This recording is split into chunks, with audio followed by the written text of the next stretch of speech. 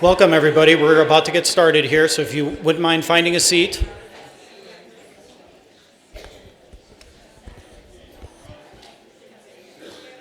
So great to have you all here. So great to have you in the new space. You found it, so that's good.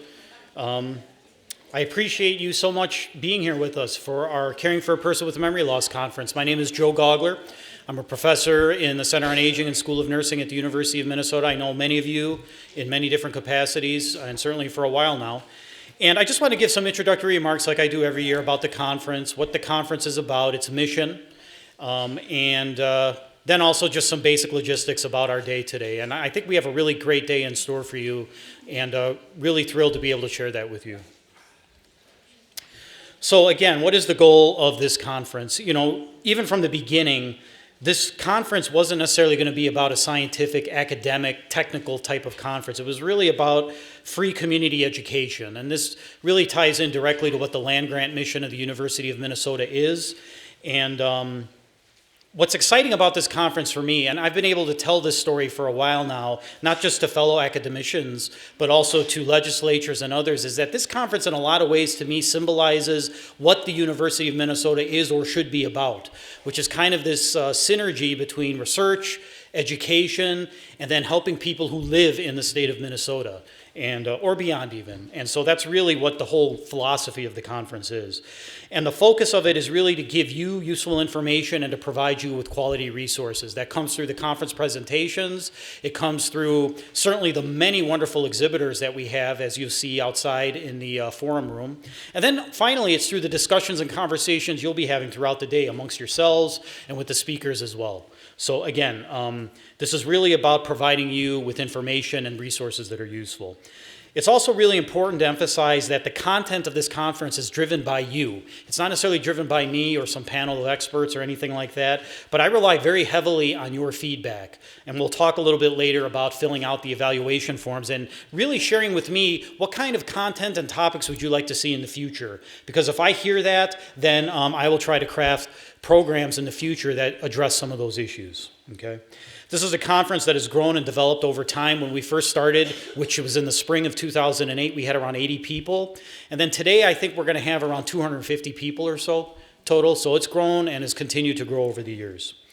Now, one of the things I'm going to ask you to do, and this is actually in your handout folder, there are two forms in there.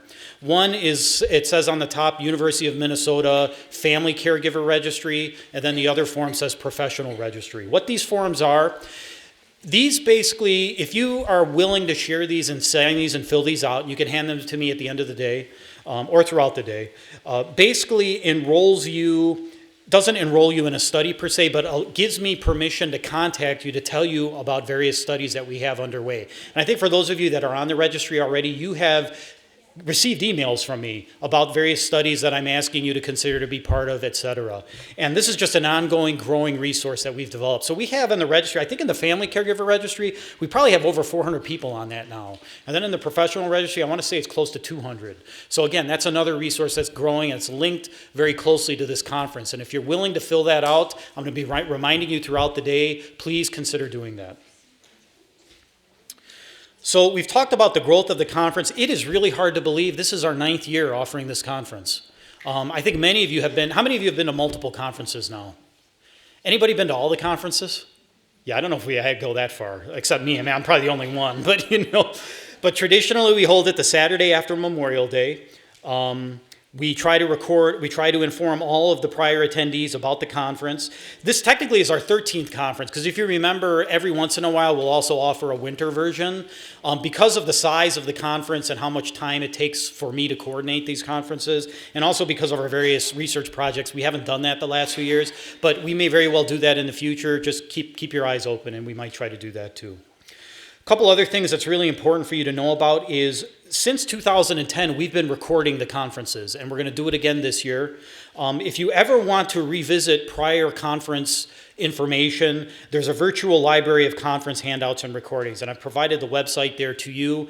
It's on the conference website itself. You've seen it in my emails. I highly encourage you to access that if you ever want to revisit some of the content of prior conferences. And at this point, because we've been doing this now for 8-9 years, we've covered multiple topics throughout the years. Driving, diagnosis, medical issues, legal financial planning. The list goes on. And the virtual library has organized those resources not only by date, but by topic as well that's searchable. So again, I highly recommend you revisit that information if you can, and actually even watch some of the prior presentations too.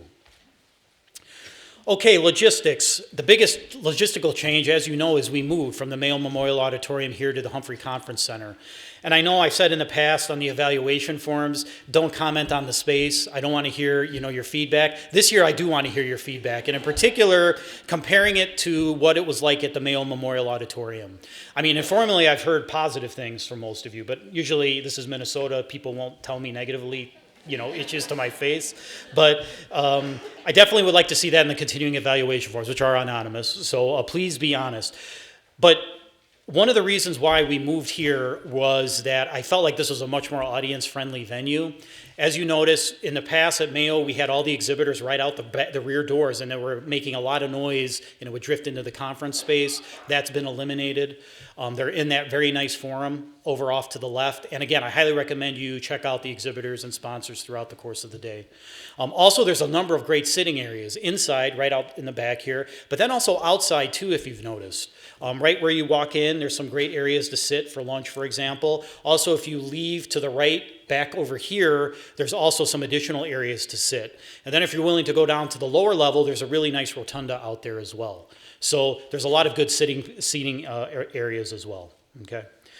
Finally, food and refreshments are provided to you for free again. Want to thank very much Ebenezer Foundation, or the Ebenezer Society. They are providing the box lunch for you today, which is a considerable expense, and they really are our premier sponsor for this conference. So I really want to thank them.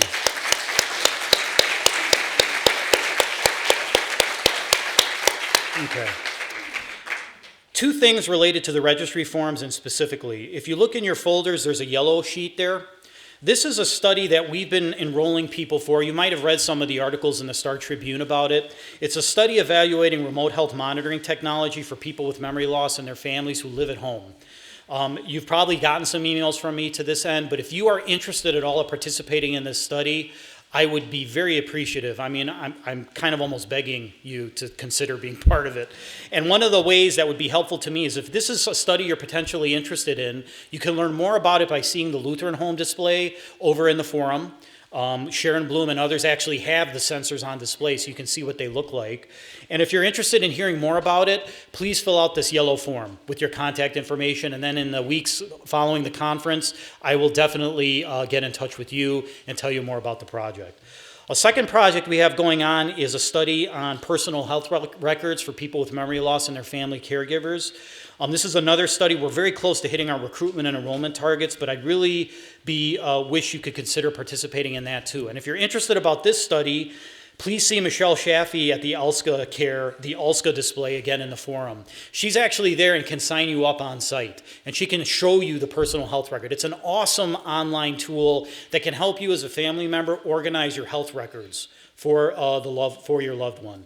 And we are just willing to test it out to see how it works for families such as yourself. Please see Michelle Chaffee in the forum to hear more about it. You're going to hear me talk about it throughout the rest of the day too.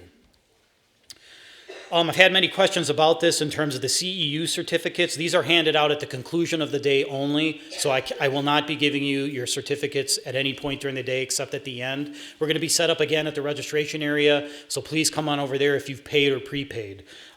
If you haven't paid yet, just please make out a check to the University of Minnesota School of Nursing for $50, and then I will provide you with the CEU. Even if you haven't pre-registered, I have blank CEU forms too that we can fill out for you, okay? And then of course, please do complete your evaluation forms also in your folder too. These are very, very important for us to determine what we're doing well, but also things we can improve on as part of the conference. Other logistics, the temperature I think is comfortable. Does everyone feel comfortable temperature-wise? Okay, I'm sure someone doesn't. There always is someone who doesn't. But if there is a problem, let me know, and we can try to adjust that as best we can. We've already talked about the new space this year and why we moved. If you need any additional assistance in terms of seating, hearing, anything like that, please do see me, and we could try to arrange it to make your conference here as comfortable as possible. And I think the AV issues are working really well so far. I think even better than Mayo. Everyone can see the screen okay? Everyone can, I think, hear me okay in the back and everything? Okay, so we're in good shape in that regard. There are many, many sponsors this year who have helped make this conference possible, and I wanted to thank them. Ebenezer, who's our premier sponsor, they pay for the lunch, and they're also listed here. They are all in the forum room. Please do visit them and hear more about many of the wonderful services they provide. We are increasing our number of sponsors each year, so it's been really thrilling for me to see. And I work personally with many of these organizations in various capacities, so I can vouch for them at one level or another. So please see all of them, and I want to thank all of them for their sponsorship.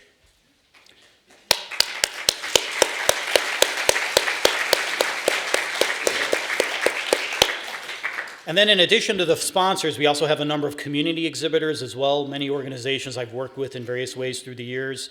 For example, the Alzheimer's Association, we have Macer and Associates who are really wonderful elder care lawyers, have presented here many times in the past. We have some studies that are also recruiting. Fong Yu's FIT AD study, that's the exercise study. We also have the Health Partners study as well. The SNF study is its acronym. That's the nasal insulin study. I'm sure many of you have heard about that. If you want to learn more, please see the community exhibitors. We've talked about Ulska Care. I'm working with them directly on a study on personal health records. Please see them as well. Just wonderful resources here to really avail yourselves of.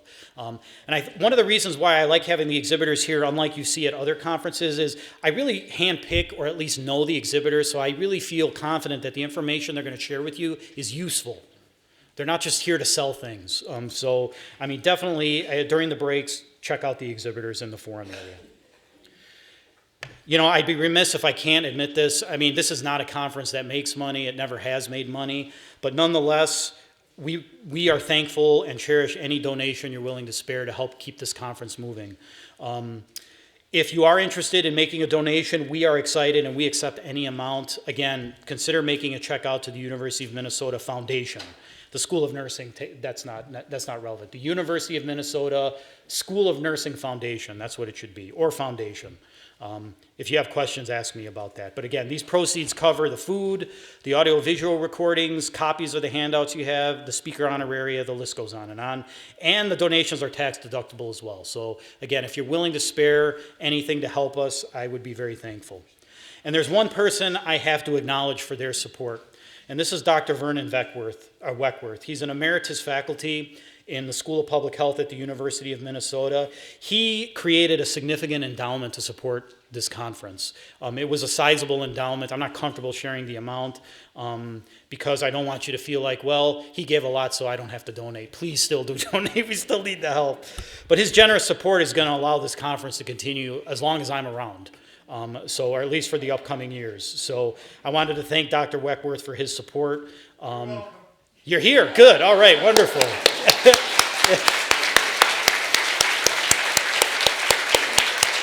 Yes, good. So glad you're here, Vernon. So really appreciate everything you've done. And hey, if you give a decent amount, your picture will be up on the screen. So, all right. So thank you, everybody. Really appreciate you being here. It's going to be a wonderful day, and we're going to go right into our first presentation. We have Dr. Stephen Waring here with us today. So really happy to have him. I'm going to pull up your PowerPoint here, Steve. So one of the themes I wanted us to think, one of the themes I've thought about in terms of this conference is, over the years, we have spent a lot of time criticizing healthcare for what it doesn't do with regards to providing optimal memory loss care. And it's pretty easy to do. I'm sure many of you have personal experiences to that effect. Today, I wanted to present some models that I think are doing it right, that are providing or are moving towards transforming their healthcare systems to provide optimal care. And why does this matter to you as a family? I want you to be able to see this is the way it's supposed to look like.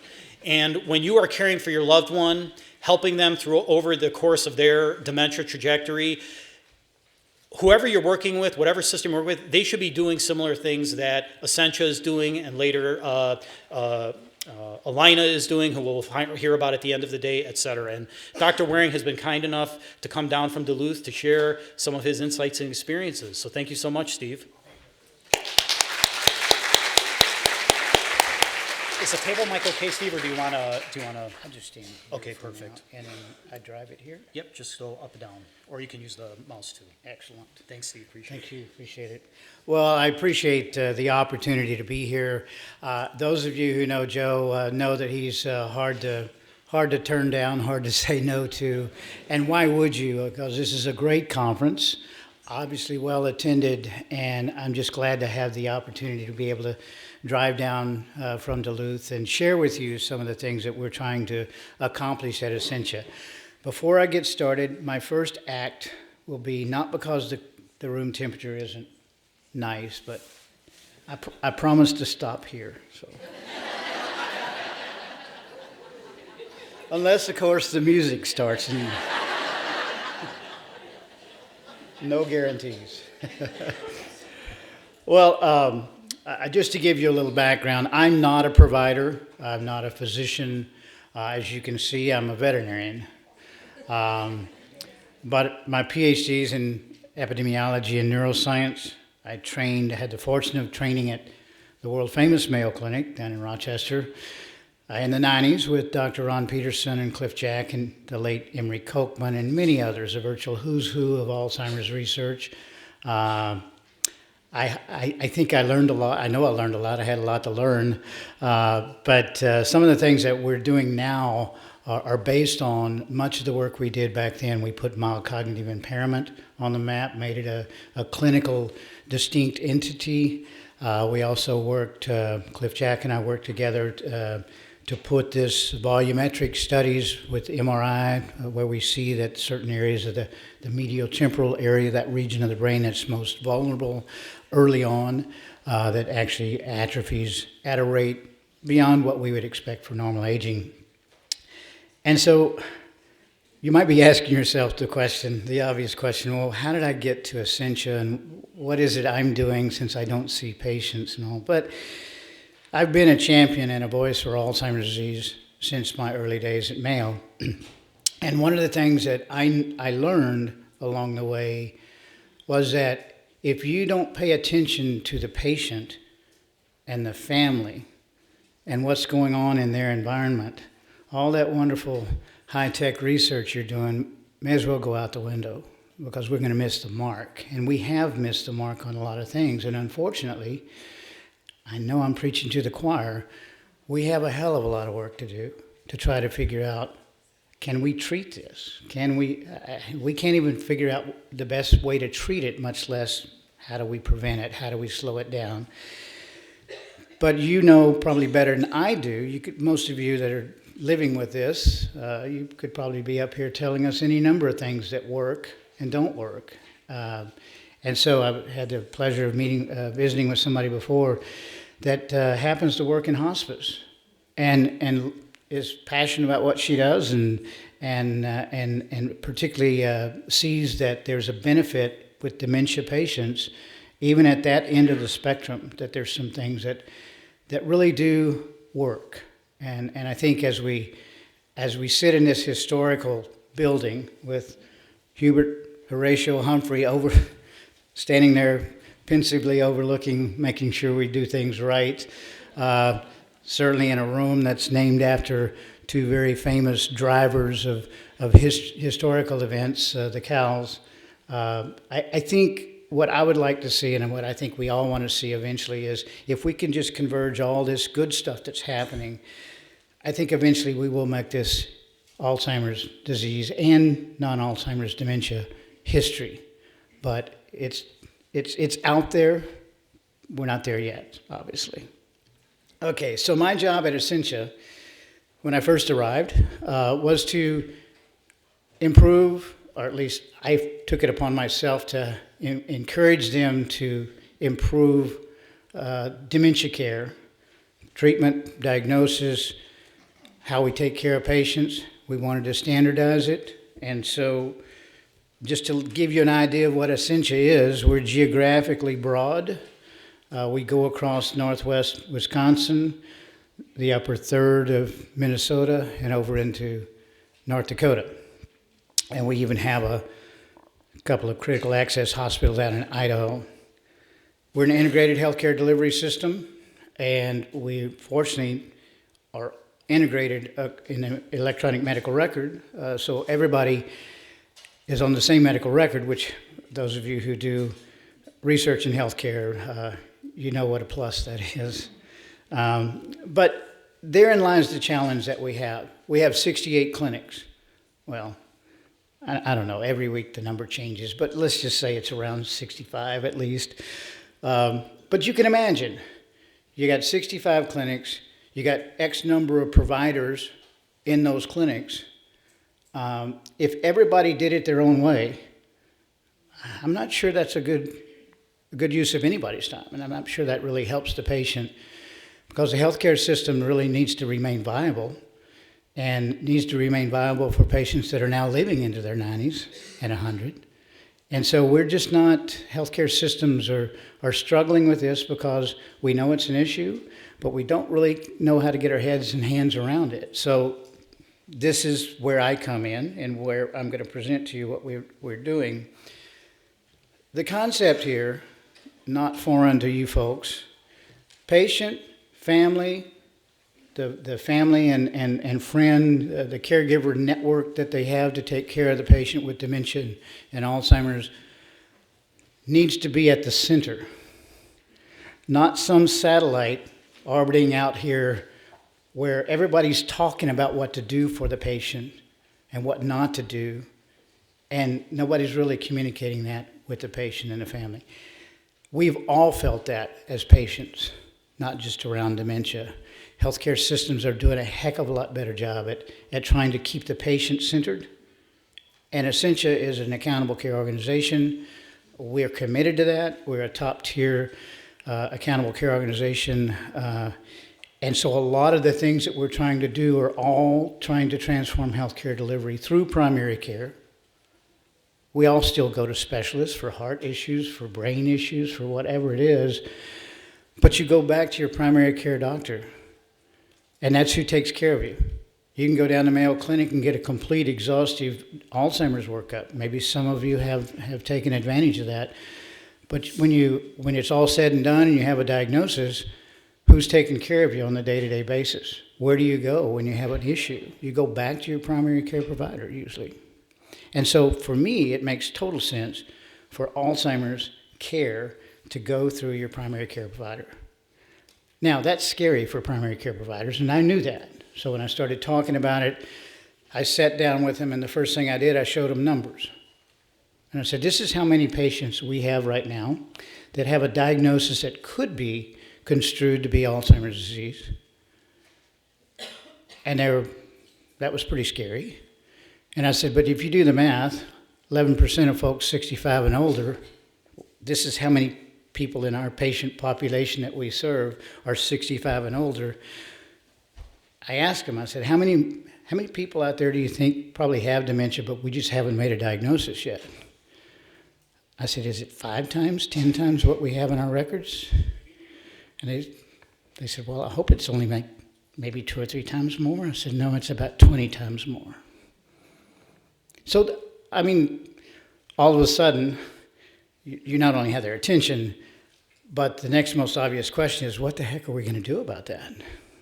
And I said, well, I don't know. We're kind of, it's like that tsunami, although for me, it's really not a tsunami, because tsunamis, as bad as they are, they go away. This one just keeps growing. And with that, even if my research, which is primarily the traditional research, looking at genes and non-genetic factors and trying to figure out what predicts somebody that might, in their 50s, might become demented in their 80s. So most of the research I'm trying to do is aimed at trying to slow this down in some way, trying to come up with a better way to even design drugs around people that are at risk. So that's great. And if we came out with a drug tomorrow, we still have a lot of people that already have this disease. And so and that's not going to go away overnight either. And so again, this falls back on primary care, as we know. So our goal, we know what the problem was. We wanted to standardize dementia diagnosis. To me, that's what I call low-hanging fruit. And this is not unique to Essentia. There's not a healthcare system out there, even Mayo Clinic, that's doing the best job they could possibly do for patients with dementia. They can't handle all of them. They're not all coming in the door. They come in the door when there's a crisis, and usually the door they come in is the ER. We need to stop that. People don't know what to do, they send them to the ER. Is that right? You're probably familiar with that. So anyway, so we know we need to do a better job of just kind of say, well, it doesn't matter where you go in our 68 clinics across the geographic expanse that we cover. What we really need to be concerned with is the kind of care that they get here and here and here is generally the same thing, because we've committed to making this work better for our patients. And if it works better for our patients, it's obviously going to work better for our healthcare delivery system. So you've seen these. I'm not telling you anything that you probably haven't already seen a number of times. But identifying the gaps, trying to sit down and rolling up our sleeves and saying, what do we do about this? Where do we begin? Well, we have to talk to people.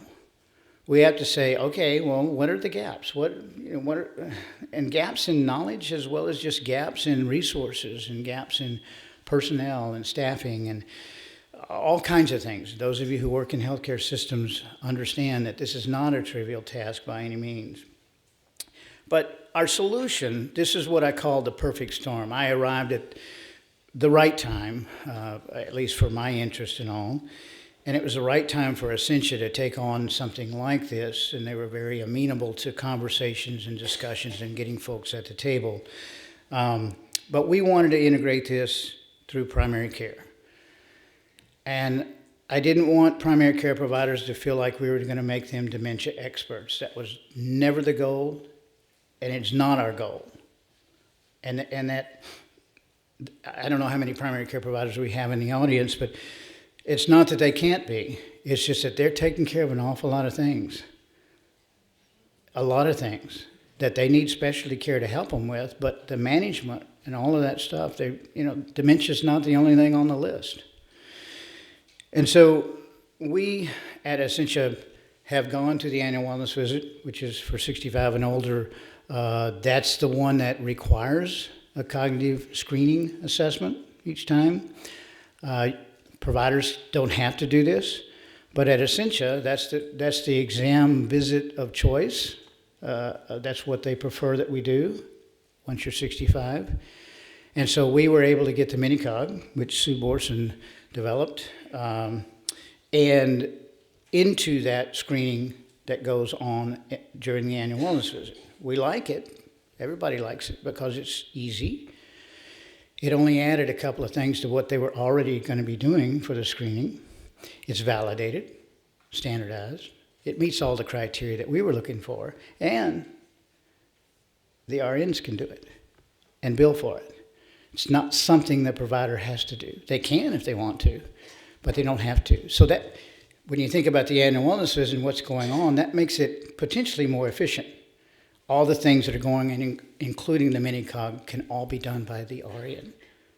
So that's part of how we got started. And obviously there are a lot of issues with providers. So, and not unique at Essentia by any means, but understand that providers, you've probably heard this, if you ask them you've got a loved one, you think they have a dementia problem, many of them don't think it's a good idea to even make the diagnosis because there's nothing you can do for them. I know that some of you have heard that. I have, with my own parents. And, it's hard to argue where they're coming from. Where they're coming from is a pharmaceutical intervention. That's how they're trained. They're not comfortable with recommending non-pharmaceutical interventions unless there's some strong evidence. And so we know that's a barrier, but we also know how to get around it. I'm going to show you something in a minute that you're going to have access to these slides. I'm not going to try to cover all the words on the slides, but just hit the highlights. But anyway, one of the things that we do well at Essentia, because we are accountable care and we are into this patient-centered medical home approach, we have patient advisory councils, a lot of them. And we use them for a lot of different things. And our family practice patient advisory council, after we got started with our memory work group that we assembled, I'll show you something here, a little bit of what that is. They happen to have a meeting and they choose the topics. We don't tell them what to talk about. And they wanted to talk about Alzheimer's and dementia care at Essentia. Dementia at Essentia, it has kind of a strange ring to it, but anyway, this was the topic they chose.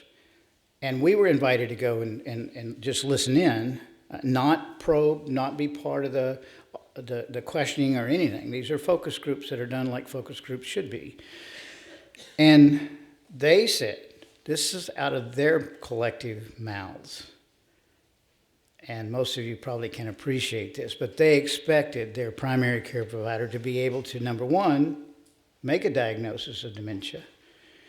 Number two, not just tell them, well, you have dementia. Because we all read. We all Google on the internet or whatever else you do, and we know an awful lot. If we're dealing with something like this, you know an awful lot about the importance of, well, what is it due to? What kind of dementia is it? The etiologic, that underlying cause, that's important. And it's important from the obvious standpoint. People want to know, period. You got a lump. You go to see the doctor. They say it's cancer. Don't you kind of want to know what kind it is? I do. First thing I want to know is it good cancer, bad cancer? Not that, either one are necessarily good, but there is some relativity to that. But anyway, so the that point alone is important, but being able to rule out treatable causes or rule in is important. You could have a thyroid problem causing that cognitive issue. You could have a B12 issue. This is why the dementia workup is so important. You're ruling out things so that if you assign a diagnosis of Alzheimer's disease, you're pretty sure that everything else has been ruled out. And it also tells you what you can do, and it also gives you some idea, based on the age of the patient, what your expectations might be. If it's mild, moderate, severe, what are we looking at? What kind of time frame? What are the stages? We don't necessarily know when that's going to happen. But we know there's a trajectory out there. We know we're probably going to want to see the patient more frequently. And we know we're going to want to plug them into our care coordination program and be sure that we monitor the dementia, because now that we know they have dementia, it's an organizing principle of care. You've probably heard this concept, but trust me, it does work. When I ask providers, when they pushed back when we first started talking about this, and they said, where does this fit into the priority of all the other 20 or 30 or 40 things we're having to deal with? And I asked them, I said, well, if you knew your patient, I asked them first what they do for chronic disease management. They were using the Stanford Chronic Disease Management Program. I said, well, how's that working for you? They said, well, we give them the information, and it really hasn't worked real well. And I'm going, well, do you track it? Can I go in the medical record and maybe see, what's going on? And they said, no, we really don't. I said, so do you know the cognitive status of your patient when you're giving them that bit of information? Now, you talk about the definition of deer in the headlights look. Not their fault. It's just not things you think about on a day-to-day basis when you're dealing with diabetes and you're dealing with obesity and you're dealing with COPD and you're dealing with arthritis and all the other things that are much more proximal to that patient's health that day. Something like dementia is not on the radar screen. You don't see it. So again, that's the reason that we feel is most important that we do this for our patients, and that's what our patients expect us to do. They also expect us to communicate, and they expect the guidance on what does that mean?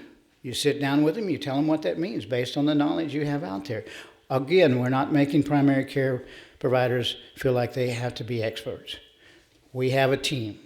We have a lot of folks that know what to tell the patient or what to help you with in counseling the patient and the family.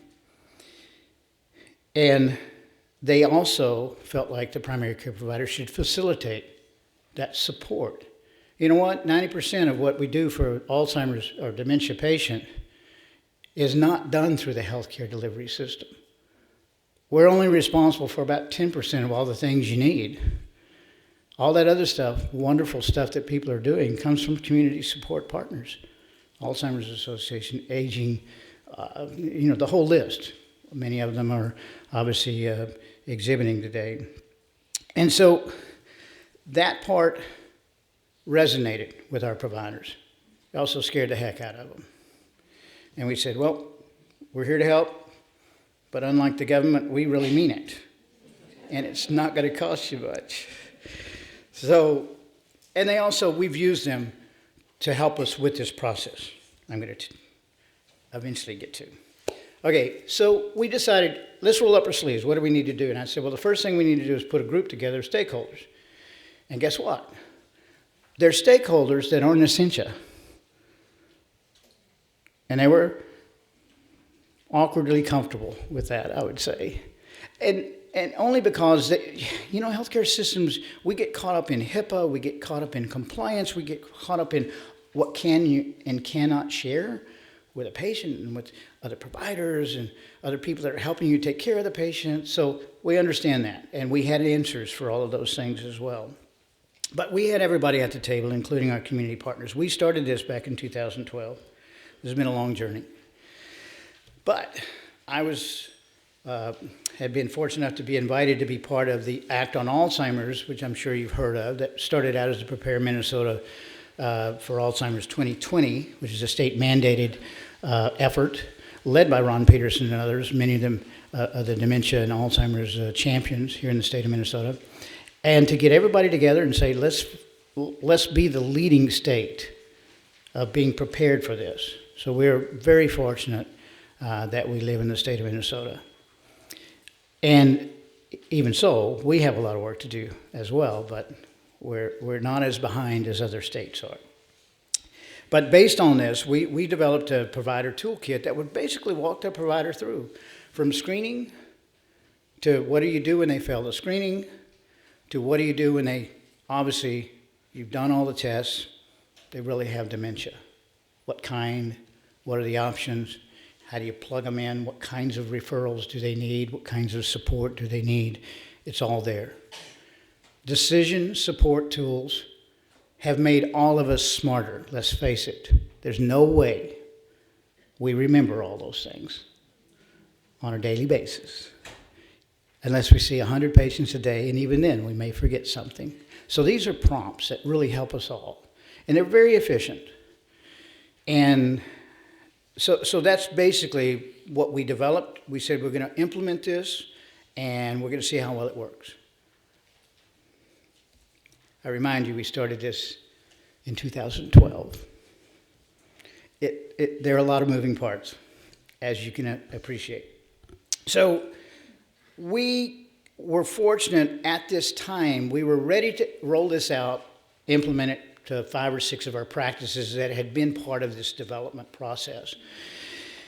And we weren't sure what all was going to happen.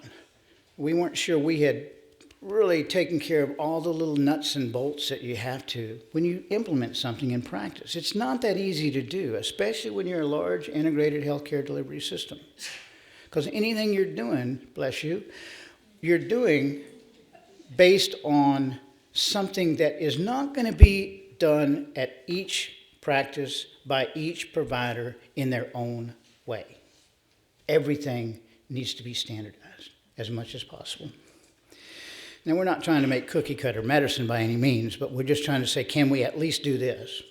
You can do more, but at least this is the minimum that should be done. So the state came along with a grant opportunity.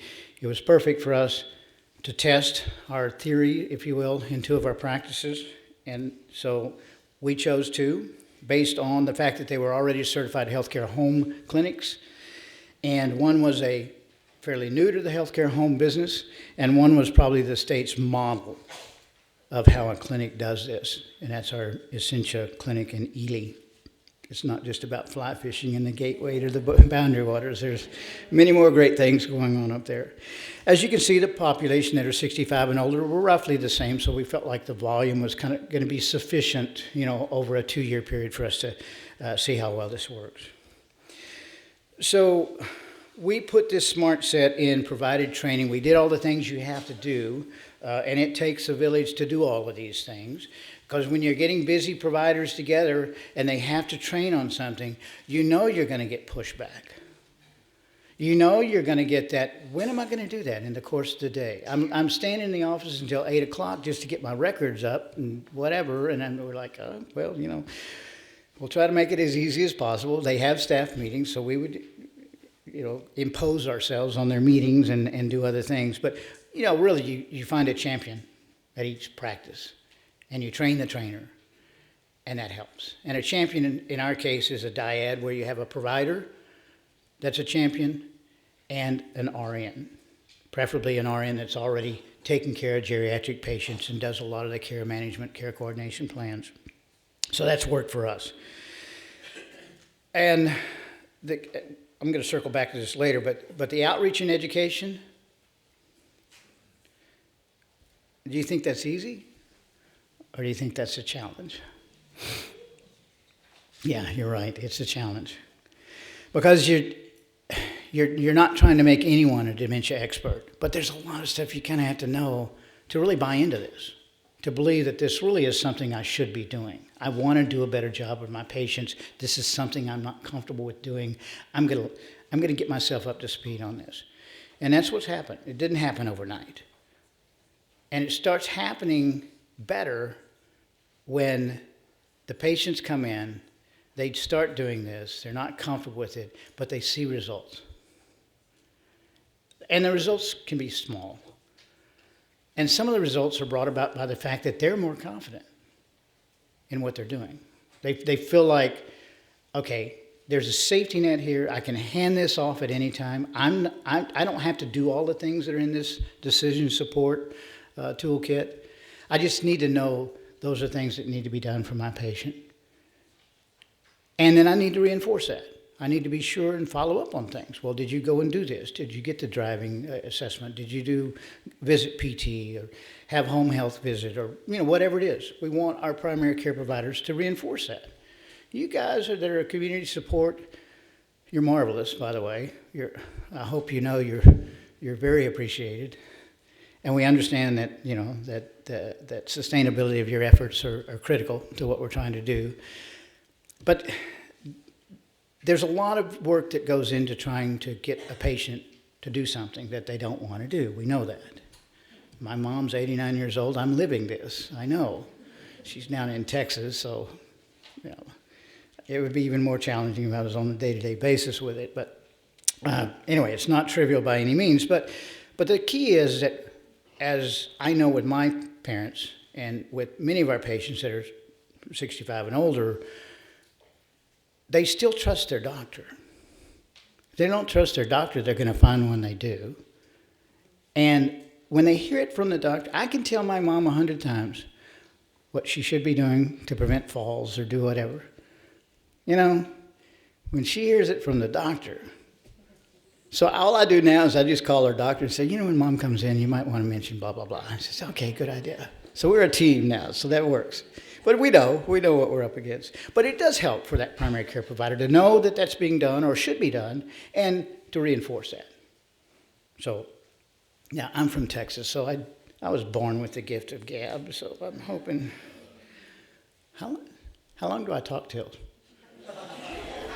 3 o'clock. No. We're good. We got plenty of time. I want to get through this, not rush through it, but then I want to really engage you in some conversation because I know you're all going to have, hopefully have some good, not only questions, but really some good thoughts and some good input. Because like Joe says, this is the place to be to learn about what we need to be doing. This is an open canvas. And I learn more from you than you'll ever learn from me. I promise you. And I've lived that ever since I was at Mayo Clinic. So anyway, this is what we're doing. We're screening. We've set this thing up. Like 25% of the folks that you screen that are 65 and older are going to fail the mini-cog. Doesn't mean they have dementia. And at our cut point, we're using a 1 point higher than Sue Borson published on originally with the mini-cog. But in publications that Riley McCartan at the VA here in Minneapolis, the research that he did with Sue, we realized that there's a lot of merit because we want to do, when do you want to get a diagnosis of a cognitive impairment? You know, as we say in Texas, you want to close the gate before all the horses get out, right? So we would prefer to get it way upstream, right when the horses are just kind of thinking about it. I wonder if we can open that gate.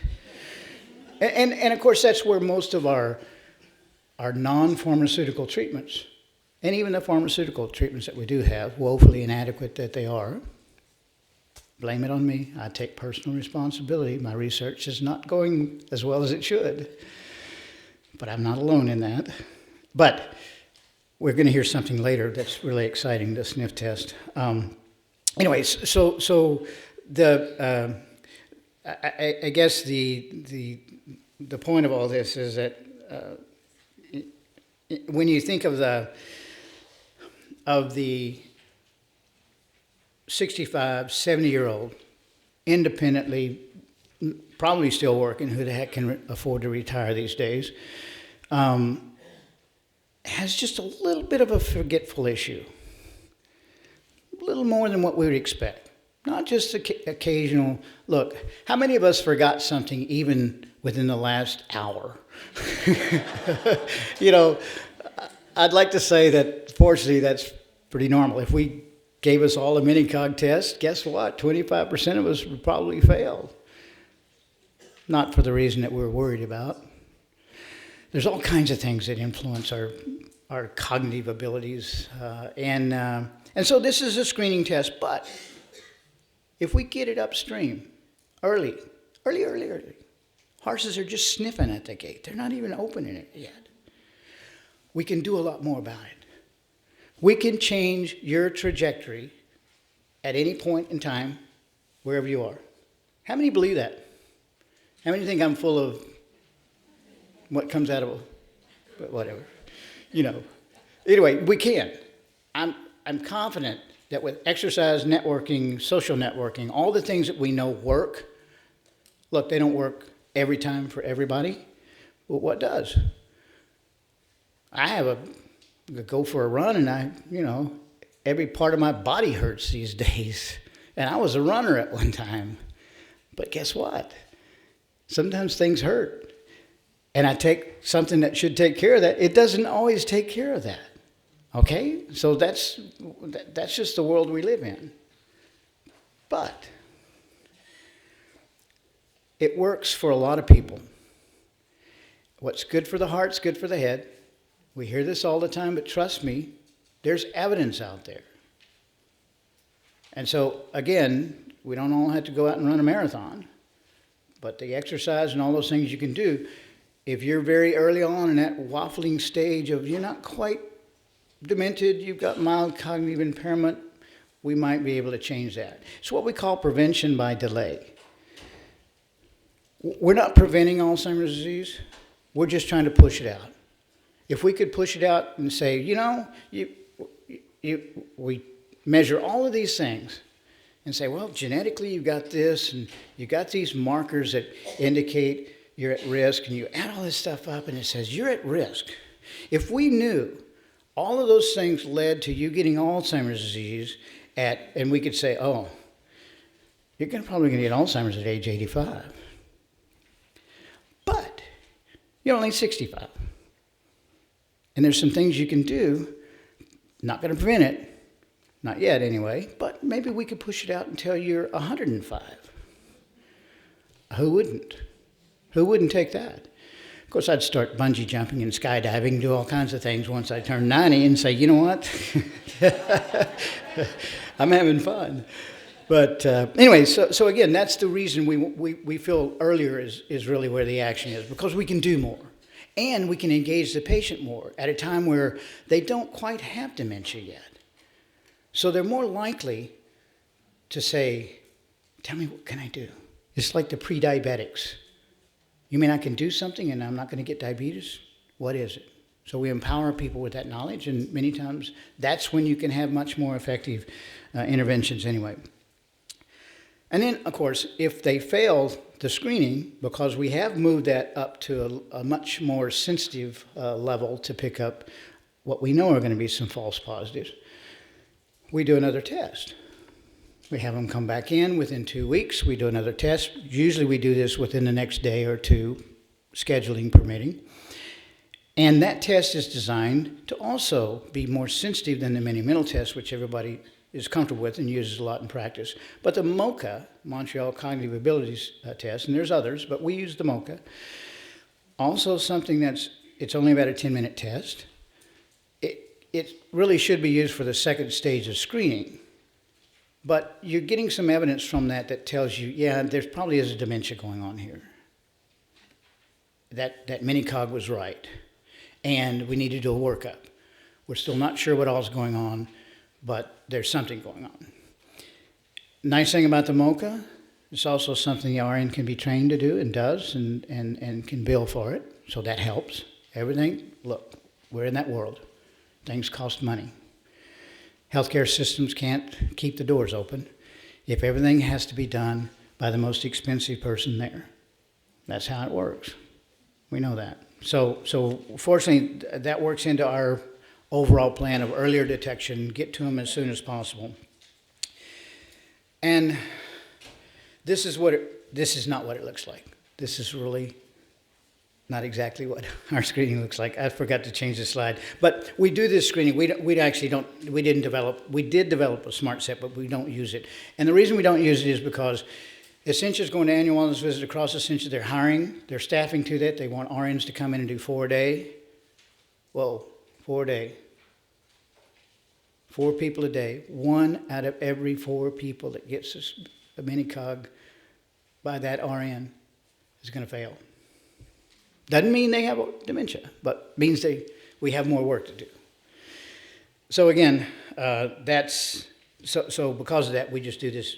We don't need a smart set to fire. They know what to do. It's automated. And then we're in the process, because we've learned a lot from what we did, we're in the process of actually changing this smart set. I looked at the smart set for the first time last week in some time, and I sat down with one of our providers, and I said, I want to see what you see. So he pulls up the screen, and this is what should have come up. But what came up, the first thing that came up was something that made absolutely no sense to me. And if it doesn't make sense to me, there's no way it's going to make sense to the provider, because we're the ones telling them kind of how this works. So little things like that this far into the game, you can say, well, there's still room for improvement. So we're gonna go back, and some other things I'm going to share with you that didn't go as well as we wanted to, that we feel like we can improve upon. That's why you do a pilot phase on anything, so that you can work out some of the bugs that you wouldn't know until you actually get it in practice and see it work or not work. So what this does, these are the steps. It just guides you through everything else. Now, I want you to go to actonalz.org, actonalz.org. You're going to have that reference at the end of my slides. If you forget it, don't worry about writing it down now. But I encourage you to go there if you haven't already. Most of you probably are very familiar with that website. The provider toolkit that we developed ours around doesn't look like this. It's nice and pristine. It's got beautiful colors and all. But that's the concept, and that's probably a lot easier to follow. When you get in the weeds in a medical record, there's a lot of things you got to put in that, just in case 1 out of every 1,000 times they might want to order this or might want to think about this. So you have to have all this stuff in there. So this is the expanded version.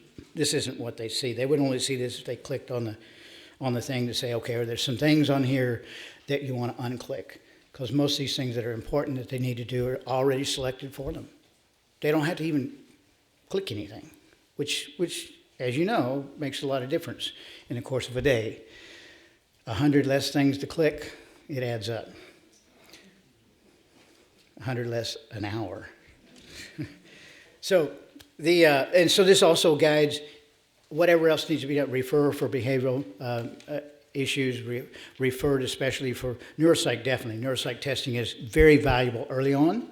Once the patient has a moderate dementia, not going to be as valuable. Most neuropsychologists would prefer that, that they only see patients at that earlier stage, because that's really when neuropsychology is going to really help. It's going to help with that, getting into that underlying cause, what's going on. It helps to separate those things out. Are there any neuropsychologists here? Okay, great. Would you agree with that? Yeah. Good. You guys do a great job. We appreciate your efforts. It's very important to have neuropsychology support. A lot of places don't use neuropsychology, as we know. I trained at Mayo, Glenn Smith, Bob Ivnick. There's no way. I'd be remiss if I stood up here and said, you don't need neuropsych. They'd come get me. I know they would. And rightfully so. Anyway, so these were our expectations. You always have these expectations, and usually they're somewhat on target. Sometimes they're a bit lofty. Wouldn't it be nice if, So we wanted to evaluate a bunch of things, and because of the grant, we had to outsource the evaluation, which was good. We weren't the fox guarding the hen house, evaluating our own stuff, saying, oh, it's the best thing since sliced bread. So Wilder Foundation was our subcontract to do the formal evaluation of this process, because it was funded by the state, and they have that expectation, which they should. And so all of this, we wanted to improve the cost of care, we wanted to do all the things, quality of life, and we wanted to prove that this would work in a healthcare system. We know the concept is important and makes sense, but can you make it work in a healthcare system? That was the other thing that we had to be able to assess early on, because we're not going to roll this out to any other clinics if it's not sustainable. If it's going to set them up for failure, we've got to go back to the drawing board and figure out something else. So we have made progress. Across Essentia, we have increased dementia screening because of the annual wellness visit in Minicog. In the last 2 years, we've done over 15,000 of them. It's a lot of people that have had a Minicog. That's a lot of failures, 25% of those, or 24 in our case, but that's consistent with other studies, anywhere from 23 to 26% in a general population. We did increase provider buy-in, very important. Until your providers buy into this, it's going to be a challenge. You know that up front. You can't do anything unless they feel like it's something they should be doing. And they aren't going to get to that point until this makes sense to them in terms of how does this help me take better care of my patient? And so sometimes the buy-in has nothing to do with dementia because they're still not comfortable with making that diagnosis. And we told them that's fine. But at the very least, if you know they have dementia, you're probably going to be more comfortable with some of the things you might want to do to manage their chronic conditions. Folks with a cognitive impairment have, on average, over 2 chronic comorbidities. Some of them, many more. What happens with that? Okay, it seems like once you turn 65, for everything you got, there's at least 4 meds they give you as opposed to just 1. So we had this, granted, they're throwing things at you that they want to work, but nothing by itself works as well. This in combination with this and this. So we have this meds management issue. I can't tell you how many times people have come up to me and asked me, shared with me a story about their loved one that's now in the nursing home with dementia, and they described some of the things. Now, I'm not a provider, but I do have a lot of experience with this, and yes, I could make the diagnosis. It's just legally I can't. So I listened to them, and I said, I think you need to get with your primary care provider and ask them if they would be willing to do a meds management review. Most healthcare systems do these. Some of them do them sporadically, but if you ask for it, they will do it. Guess what? Sometimes they're on meds they don't need. Let's see, you're 90 years old. I'm not sure there's evidence that says you still need to be on this statin. I'm not going to get into that, but just as an example. It's controversial, I know. Don't want to step on any toes out there. But anyway, so you get the picture here. So those are all important. And so the primary care provider sees this as at least a tool that helps organize around this, trying to keep the patient at home, trying to keep their quality of life up as high as we possibly can. You know you're going to need some help. What kind of help? Trying to get them plugged into that. And then trying to do as best we can on the other things that might be acting badly along with the cognitive issue to make that trajectory much steeper. So that's that changing trajectory we're trying to do at any given point in time, and what all it takes to do that. So in this evaluation, the first thing Wilder did is they wanted to get key stakeholder perspective. So basically, you can read through these. I'm not going to read them. I'm not even going to quiz you on this. So. But it does drive home the point that we think we're hitting the mark. And each stakeholder, based on what their task is and where they fit into this, and what their roles are, we feel like this feedback indicates to us that this is the right thing to do. And we wouldn't be getting these kinds of responses if it wasn't. Because this is the kind of thing there, we need the bad news. I don't want you to tell me that this is the best thing since sliced bread. Unless, of course, you really mean it. I'll take it. But I do need to know when it doesn't work. Kind of like Joe's saying with the evaluation of this. We need to know what's not working. So that's the approach we took with this. So you can go through these. Now, this is a really, really busy slide. 3 slides. This is what, I don't know how many of you are in the economics world or in the business world or in the healthcare management world and all this stuff, but this is a completely different vernacular than my world. But this is called process excellence. That's what we use at Essentia. Everything we put in place, whether it be a little bitty thing or a really big thing like this, must go through a process excellence method. We have several trained folks that guide these. And so we did one. The state wanted us to do, they call it a business model or whatever, but it was important for us at the time we did this. We had already implemented, we already kind of started the process, and we needed to know what are all these moving parts and how do you map this? Because you need to know this if you're going to come out with some plan that sustains this effort. How do you sustain an effort? You make it affordable. You make it workable in that environment. And you take into account all of the things that have to be taken into account. Some things are pretty small that you wouldn't normally think of. So you do this with all the same stakeholders around the table. You can't see it on the side, but these are called swim lanes. Isn't that neat? That makes sense.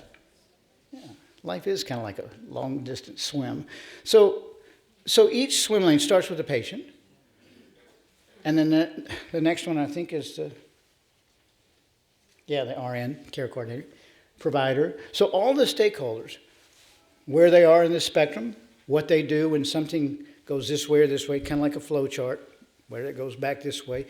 When they get here, if it's yes, does it go up here? Does it go down here? Whatever. So that's what this is. It took 6 months, about 6 months to get this. One meeting a month, and then a lot of work in between. And even at the last meeting, there were some obvious things that we had left out. But we finally got it down on paper, and we can use this now when we try to implement it to other sites. We just show them this.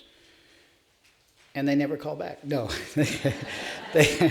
They appreciate this. Because this really is, if you try to put in words, what all does this take? You guys that are going through this with a loved one, you could do a pretty good job of coming up with something like this.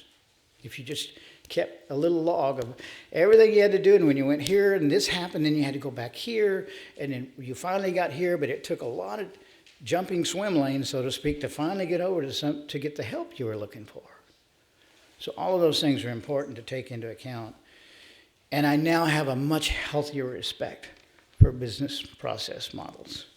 I'm not saying I'm going to run out and be the expert on these, but anyway, and so this is basically the same type of thing, but what this does is draw a picture of all the owners of the swim lanes that you saw, and how it's really designed to feed back into the patient. Patient-centeredness, what it's all about. This is one of our RN coordinators talking about the process, so we felt like, okay, that's great. You know, they can see the merit in that. They know what they need to be doing. They know what happens next, and they know why they're doing it. That didn't happen overnight. And you know, the good news is, when you're talking to RNs, you already have an engaged audience. If we didn't have RNs, our healthcare system would have gone in a handbasket a long time ago. Thank you, RNs, all you guys out there. You got.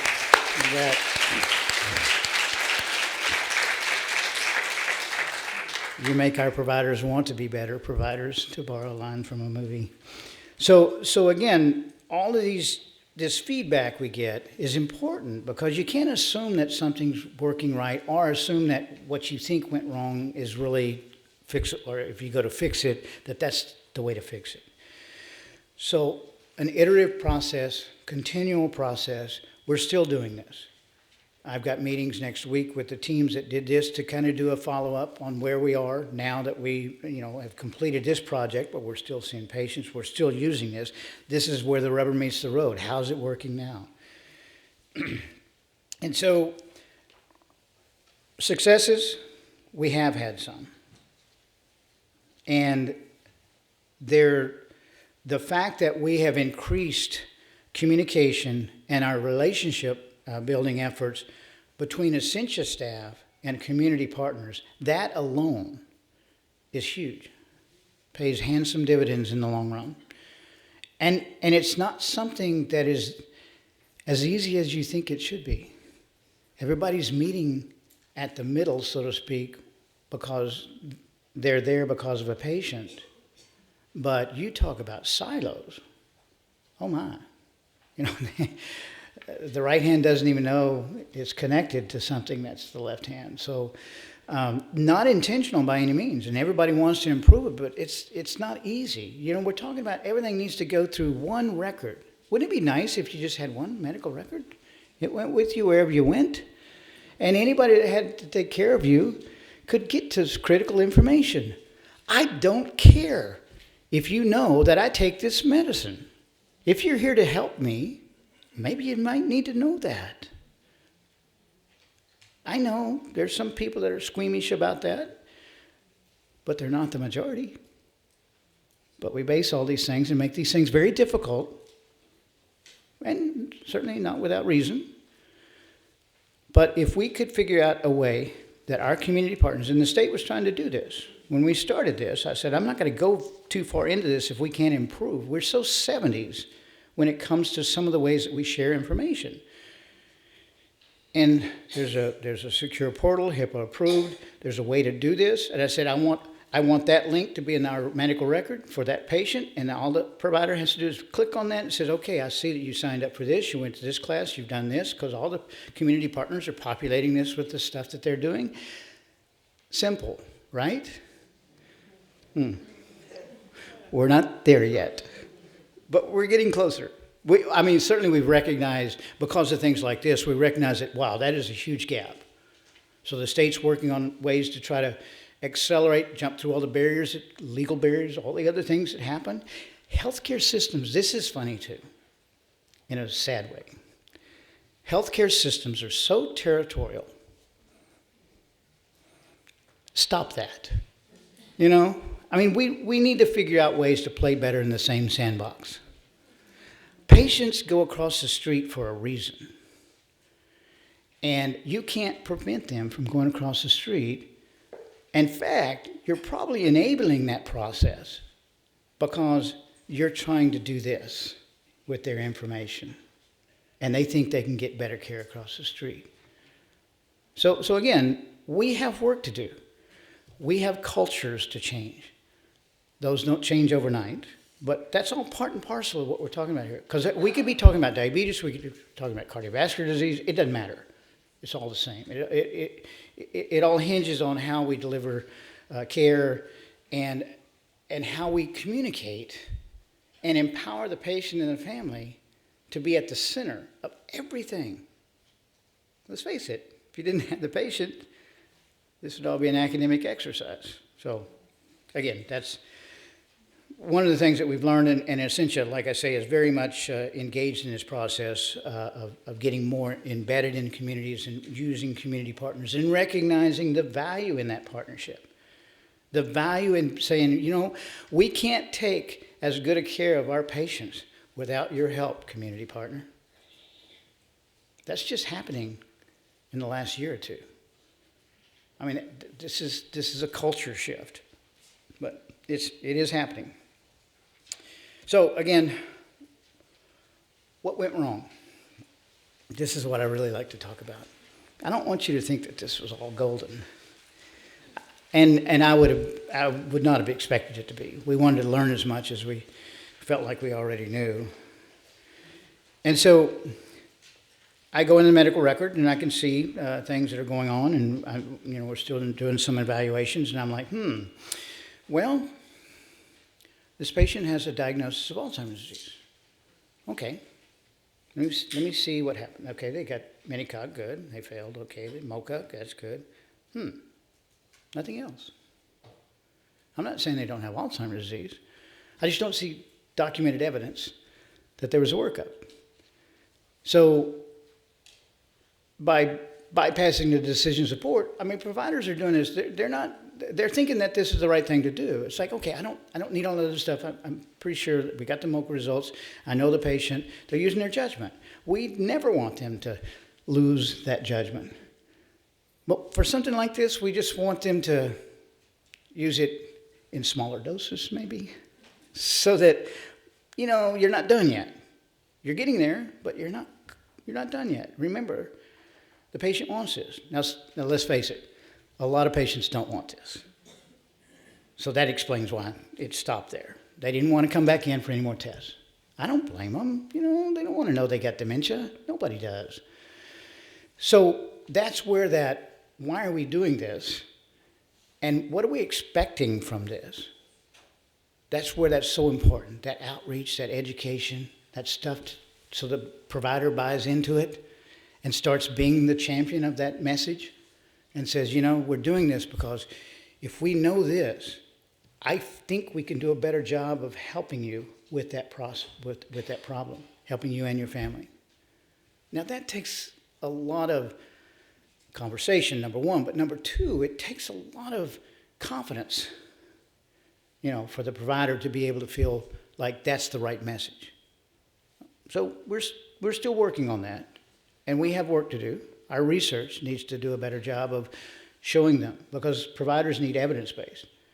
There's no protocol that's written at Essentia for treating XYZ this way or this way that's not based on evidence. Evidence is reported evidence. Evidence goes through a process, and then they feel comfortable and confident in putting that in place. We're getting there with dementia and some of the things we can do for it, but it's not as evidence-based as we'd like for it to be, so I've got homework to do. I've got something to think about. I'm going to drive back to Duluth this afternoon. Sustainability. We know that staffing is a big issue, but we also know that we're already taking care of that at Essentia by saying, if we can hire this many RNs and do the annual wellness visit, that pays for that RN. That's what we would call budget neutral.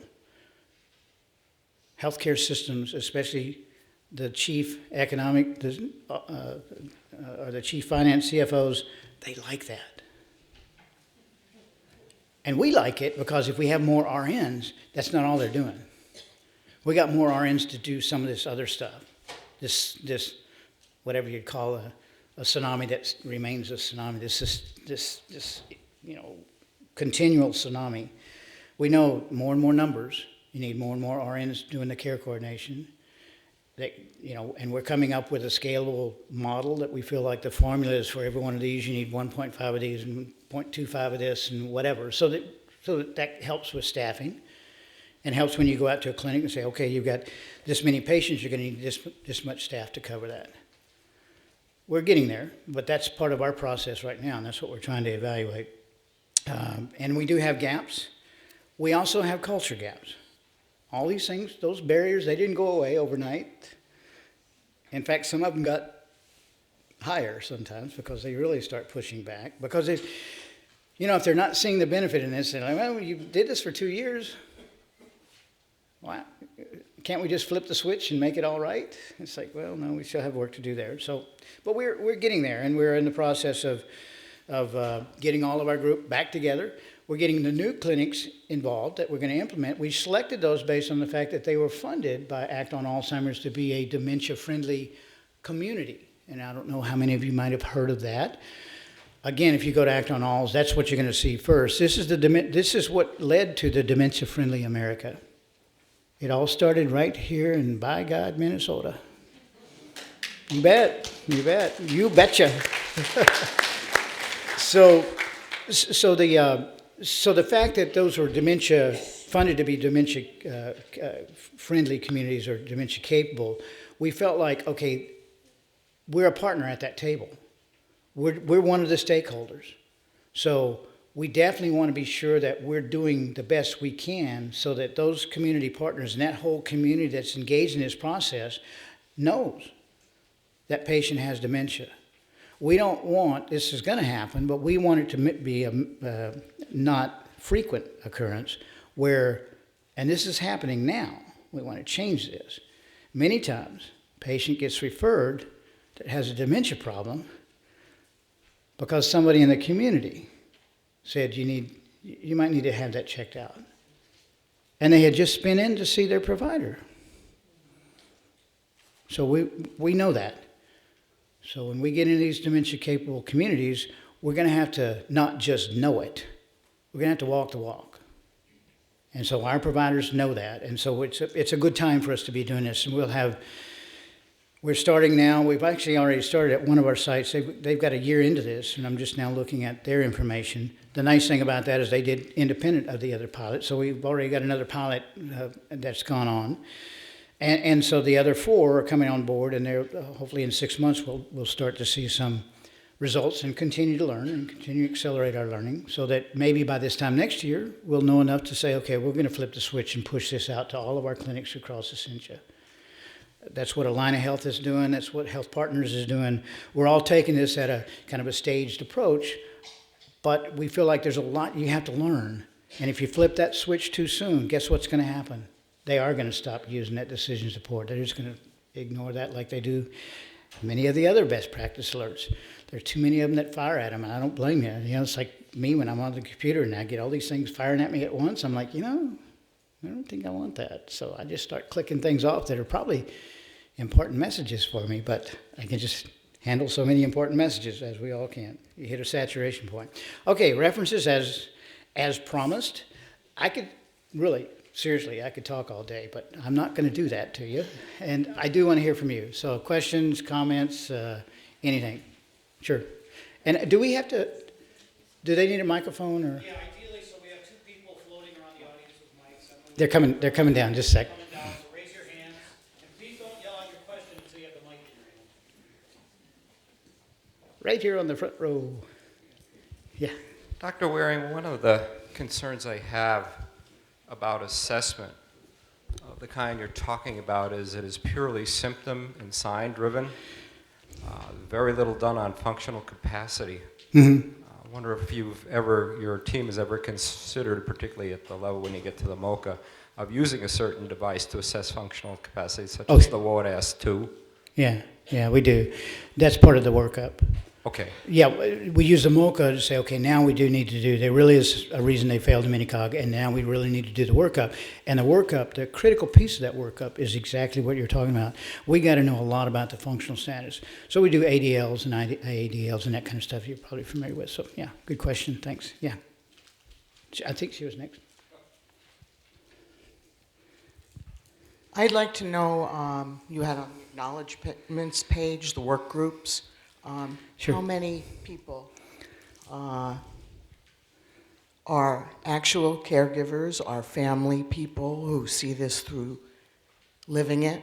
Right. I'd also like to know how many are people of color, how many might be gay or lesbian, any of those things culturally speaking. Right. Because this looks like a step removed from a person with Alzheimer's and a caregiver Sure. of a person with Alzheimer's. Sure.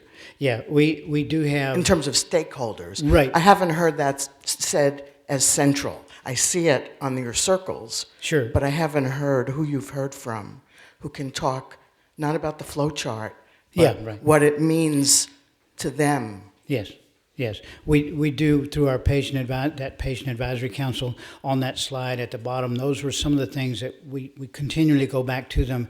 They're not able to come to our meetings. We're changing our meeting time, and I think it's going to be more amenable for them to actually be there, but they're virtually there. And it's a very important piece to this because that's that gap that I shared with you early on that I saw.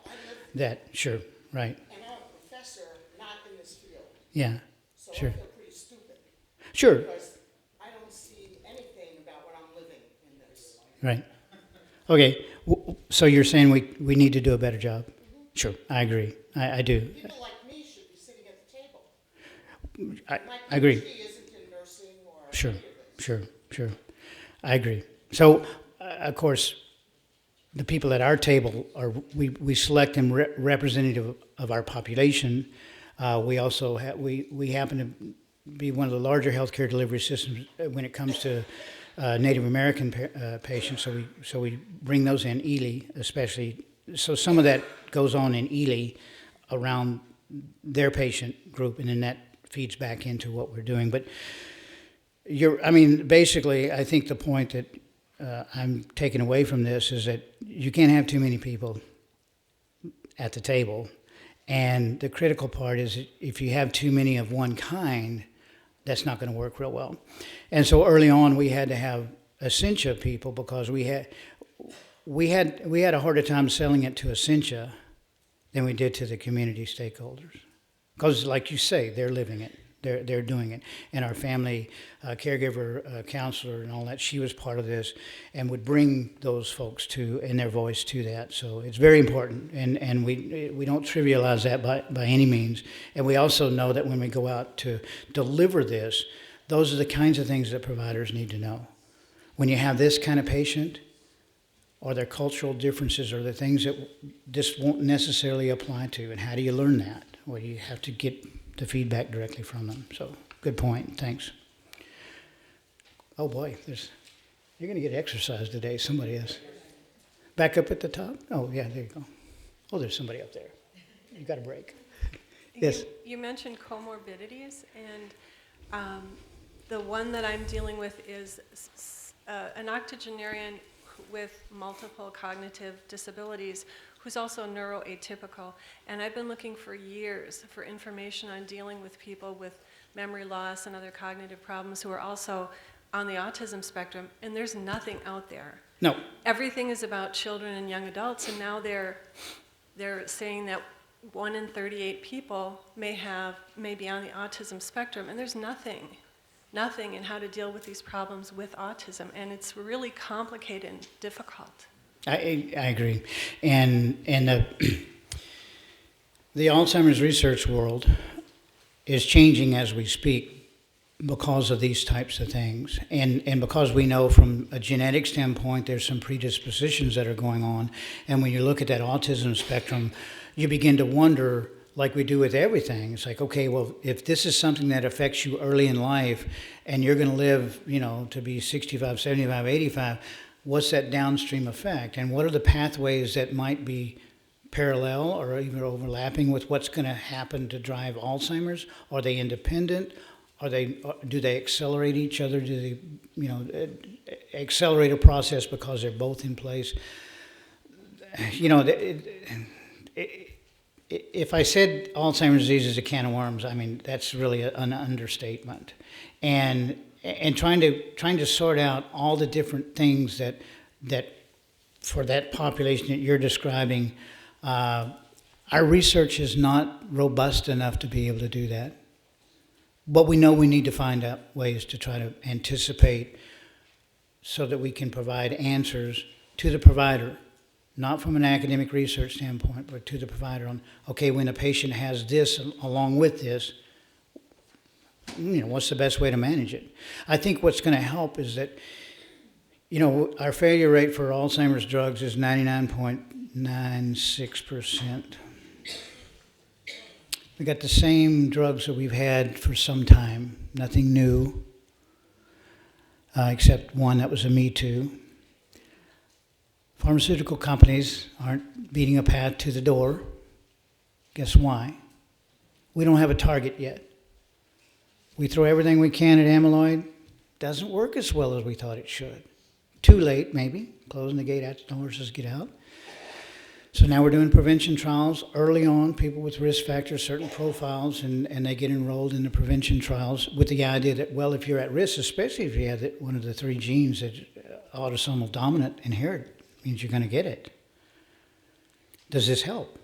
So in another 2 years, hopefully this year at the International Conference in Toronto, we'll begin to see the first round of some of the preliminary findings from those 2 big studies.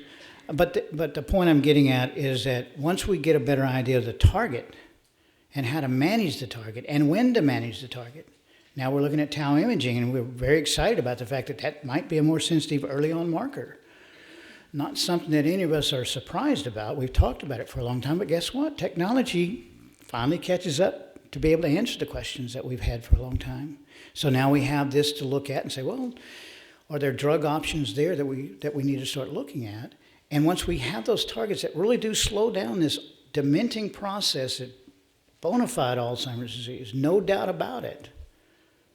Not the ones that we called Alzheimer's disease, but there's some other dementia, because that's happening a lot too in a lot of studies, and it clouds the picture. That's where we get equivocal results from.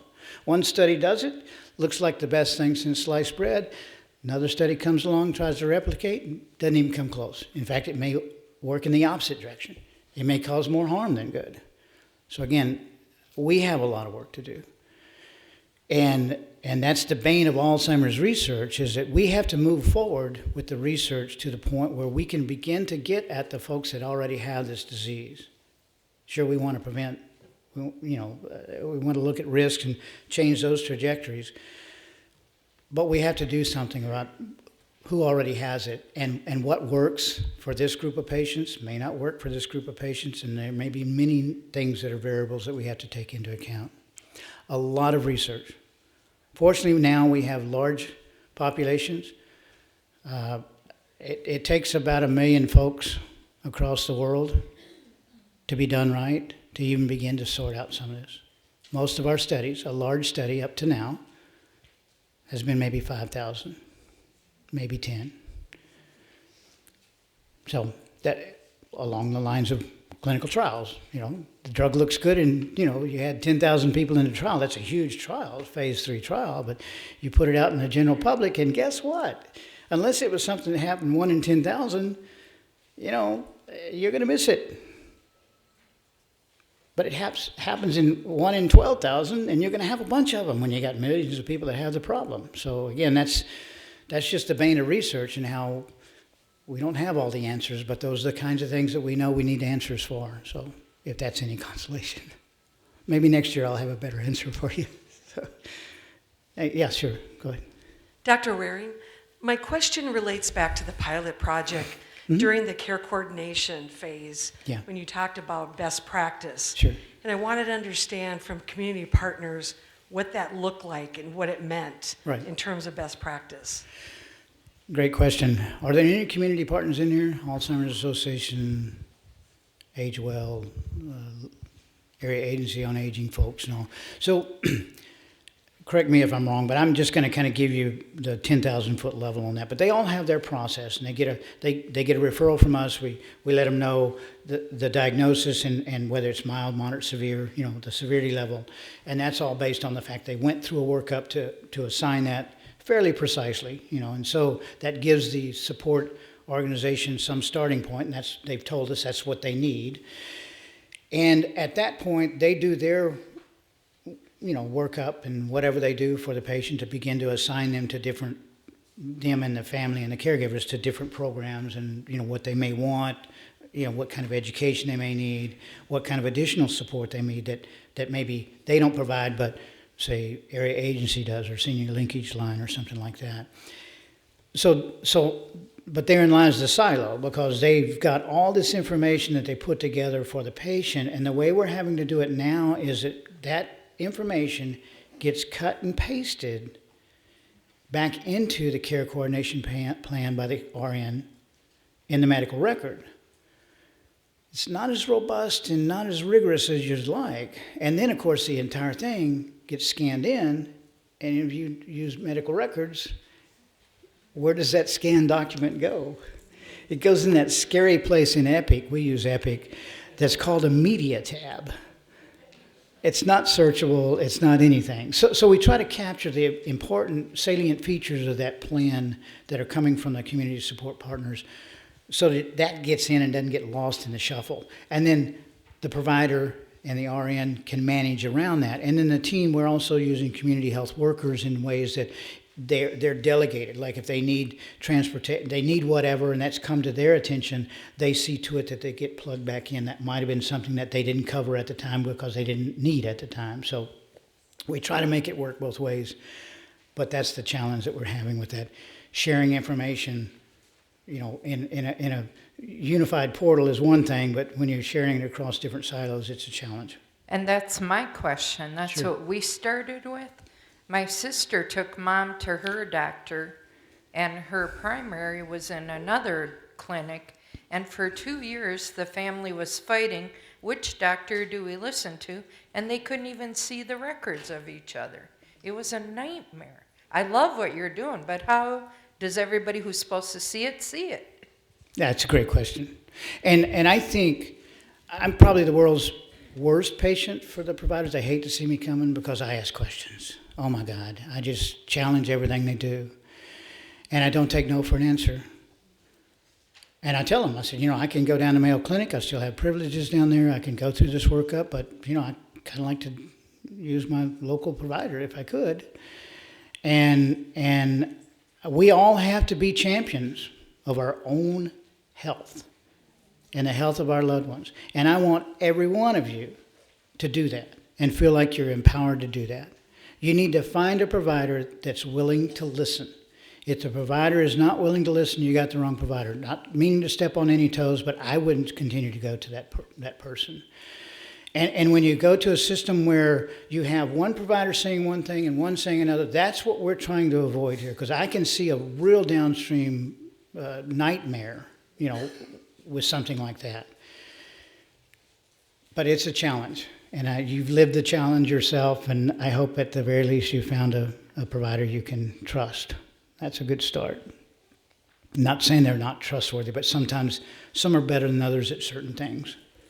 And when you get out of that comfort zone, they're not necessarily what you need. So, anybody else? Yeah. So you mentioned that it's better to catch the horses before they leave the gate. Is there You a caught benefit? Is there a benefit to family members, younger family members, to have a sort of a baseline workup earlier when they're 50, 55? Yes. Okay. Yeah, I'm glad you brought that up, because there's also a distinct advantage, and we're seeing this with the young champions with Alzheimer's disease. One of the best things that's happened in a long time with the Alzheimer's Association, all the great work that they do and continue to do. Young champions, these are new graduates, college graduates, new into the workforce, new in that 18 to 25 to 30-year age group, with a lot of energy and a lot of interest in learning a lot more about Alzheimer's and dementia, because they're living it. And they're not the generation necessarily directly responsible for taking care of the patient, but it's their grandfather, their grandmother, or whatever that relationship is. And they want to know more. And so there's that aspect for the younger generation. Just if you're worried, well, get screened. If you fail a screening test, guess what? I've failed a test before. Does that mean I'm stupid? Well, maybe, but I'd like to say that I was just having a bad day, but anyway, so I think that both from the standpoint as a patient, at any time, if you're concerned about it, I get calls from friends all the time. I refer so many people to Mayo Clinic, not because I couldn't refer them elsewhere, because I know what Mayo does. And if they have a problem, it doesn't matter if they're 35 years of age. I'm like, well, find out. Sometimes knowing you don't have that problem makes a huge difference. And sometimes, guess what? We see people 35, 40, 45 years of age with a cognitive issue. Not necessarily going to lead to dementia, but certainly is something that there's something that can be done about. So for all those reasons, yes, I strongly support that, as well as just everybody in a family, regardless of age, learning more about this. Okay. Me? I can go on, but I won't. Okay, thank you. Yeah. One comment. You know all that, everybody knows that song, We Are Champions? Yeah. I consider myself one of those. I wanted to comment on care coordinators. Because I'm a determined person like you have alluded to, perhaps you can start drawing on we who have the determination, who have shown our degree of willingness to stick to it. Maybe you can start hiring some of us. We don't need to be retired, right? I agree with that. Thank you for that, and thank you for your work you're doing. We do need more champions like you. But that really is the issue. You're exactly right. If healthcare systems engaged more with the folks that are taking care of the patient with dementia, that's what I call a learning healthcare system. We use that term a lot. We hear it. We don't know what it means half the time, but that really is a learning healthcare system. Like you're saying, you need to learn it from the patient and the people that are living it. If you don't go out of your office, you're never, when they come into your office, we're all this way. They ask you questions, how much do you drink in a week? I'm not going to tell them everything I drink in a week. I'm not there for that problem.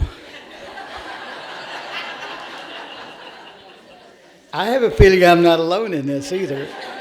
But seriously, it's like, you know, if we behave differently when we go to the doctor. How many of you, I just feel better. I've got a problem. I just had an eye problem after a long bout with a cold, and I went into the doctor. I'm going, at my age, I still don't have to wear glasses. Please don't tell me I have to wear glasses. And they did an eye test, and I thought, well, it's a tumor. It's, you know, all the monsters you think of. And she says, no, it's just, you finally get to a point where this one eye's lagging just a little bit behind, the other eye's perfect.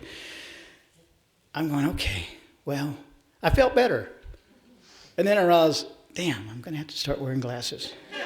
Next time you see me, hopefully they'll be tricked out, really stylish things and all. But so I'm looking forward to that. There's another way to trick out your wardrobe. But anyways, so I do think that those are the kinds of things that happen in a doctor's office or your provider's office. That's not always the same when you go to their house.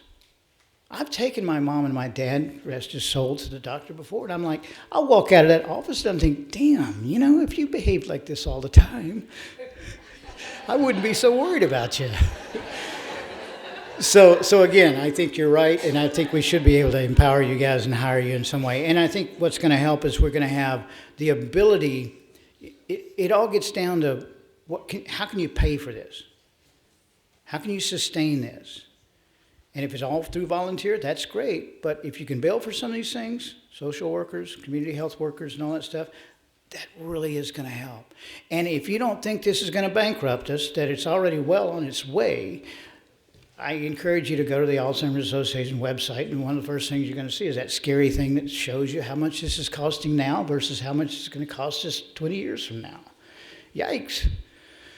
So again, I think we need to get very creative with how we staff and how we pay for this now, as opposed to after all those horses got out. It's a lot more expensive. You got to hire a lot more cowboys, and cowboys are unionized these days, and they make a lot more money than they used to. So, trust me, I was one once.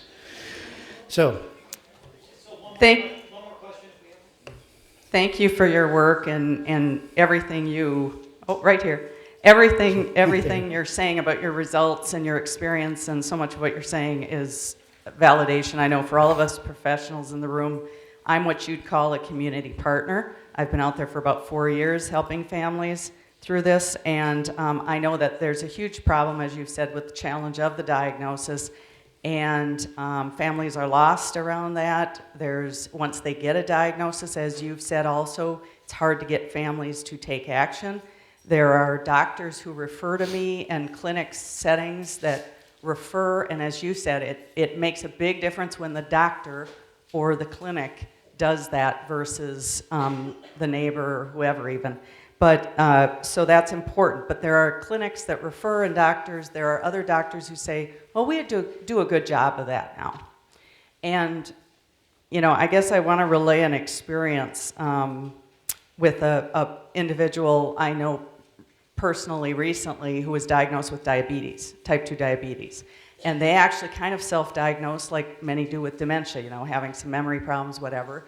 They noticed numbers going up slightly. They knew certain family history, so they pursued with the doctor, received the type 2 diagnosis of diabetes, and essentially the doctor ordered or set up a education session, 1-hour education. And back to the care navigators, we have care navigators for these other chronic conditions at clinics, things for cancers, for diabetes.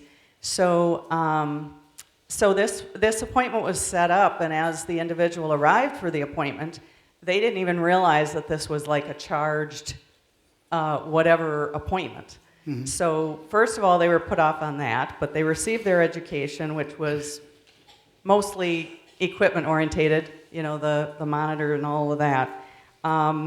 And they also were suggested strongly or told to attend classes, which are going to be additional funds. So bills have come through now, and number one, it was doctor ordered, so it was serious. Number two, the person followed through because of that. And the charge that's coming through, depending, might still be over $200 to that patient. And so I guess what I'm trying to get at is, off of the last question as well, how do we get dementias seen as a chronic condition that these procedures and these visits and education and whatever are a necessity, and not just a vague thing about, well, go check out the Alzheimer's Association, whatever. More of what you're trying to do, but as you said, coming from that doctor is so important. Right, yeah, it's a good question, and I think the way we do it is exactly like this. I'm going to leave you with a concept, and I believe in it. I believed in it all my life, even when I was in veterinary practice with my clients and my patients. They couldn't talk. Well, they could. I just couldn't understand them, I guess. Maybe I should say that. And of course, if you listen to the client, that's kind of like the parents and the baby. They're kind of telling you one thing, and you're looking at the other end of the patient because you're like, I don't think that's really the issue. But it's called shared decision making. When we get to that point, and Essentia's getting there, a little bit at a time, but they know that's the end point, that's the goal, where you sit down with the patient and you let them make those decisions. You give them the entire menu and say, okay, you've got this. These are the things we can do. What do you want to start working on? You've got this. We did this for falls. We're part of the very large falls study with Harvard and some other folks that have been doing this for some time. We sit down with them and say, these are all the things that are putting you at risk. What do you want to work on?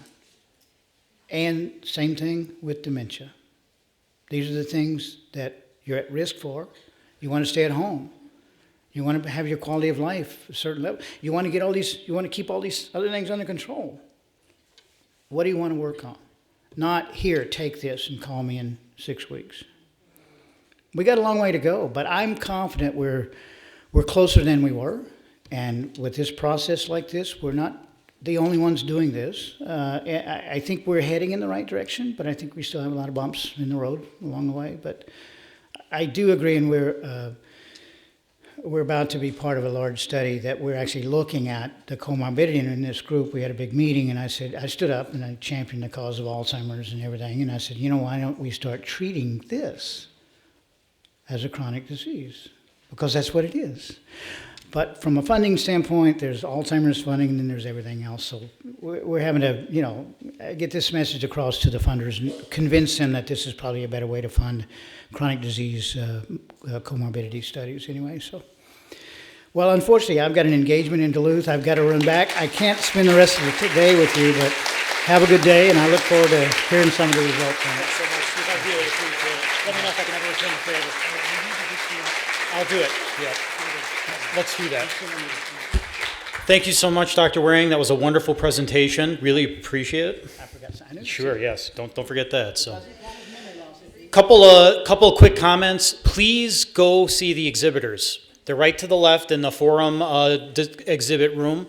Please check them out. There's so many great resources and information there. And 2 things to remember, again, fill out your registry forms if you're interested in hearing about participating in some of these studies. The yellow form if you're interested in the remote health monitoring study. And then finally, to dovetail on one of the points that Dr. Waring had mentioned, this idea of owning your own health information and being your own champion.